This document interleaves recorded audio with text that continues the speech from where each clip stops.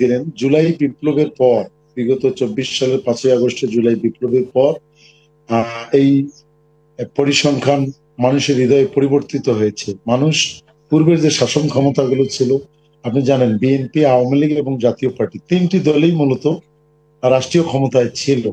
লালমনিরহাট জেলার আলোচনা যদি করি আমরা, তিনটি দলে লালমনিরহাট জেলার তরুণদের, বেকারদের কাজের ক্ষেত্রে, আমাদের এখানে নারীদের পুনর্বাসনের ক্ষেত্রে, চিকিৎসা ব্যবস্থার উন্নতির ক্ষেত্রে, আমাদের ছাত্রছাত্রীদের পড়াশোনার জন্য মিনিমাম ফ্যাসিলিটিস এর ক্ষেত্রে তাদের ভূমিকাটা খুব বেশি উল্লেখযোগ্য নয়।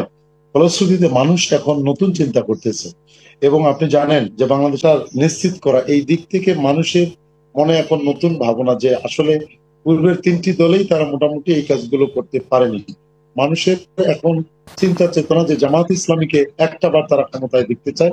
ইতিপূর্বে আপনি জানেন যে বাংলাদেশ জামাত ইসলামের দুজন মন্ত্রী ছিলেন, তারা মন্ত্রণালয়ে দায়িত্ব পালন করেছিলেন, তারা সততার সহিত এ দায়িত্ব পালন করেছিলেন। এই কারণে দুর্নীতির ক্ষেত্রে জামাতকে মানুষ মনে করেছে জামাত ইসলামী রাষ্ট্রীয় দায়িত্বে আসলে তুলনামূলক দুর্নীতি বন্ধ হয়ে যাওয়ার সম্ভাবনা রয়েছে। এবং তরুণদেরকে জাগিয়েছি, তাদেরকে